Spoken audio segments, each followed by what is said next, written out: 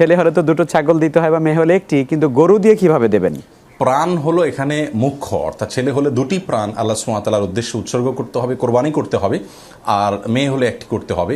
গরুর বিষয়টি হলো যে আপনি রাসূল করিম সাল্লাল্লাহু আলাইহি সাল্লাম যা করেছেন হুবহু যদি সেটা করতে পারেন তাহলে আপনার জন্য সবচেয়ে উত্তম। সেক্ষেত্রে আমরা বলবো আপনাকে ছাগল বা দুম্বা ইত্যাদি এই জাতীয় কোনো পশু জবাই করার বিষয়।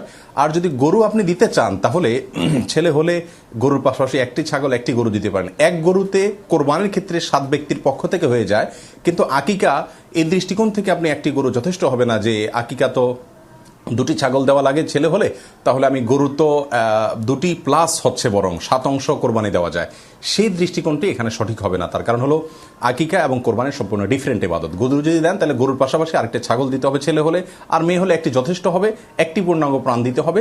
তবে সেটিও সরাসরি সুন্নাহর উপর আমল হবে না, সরাসরি সুন্নাহর উপর আমল হবে যদি আপনি ছাগল দিয়ে দেন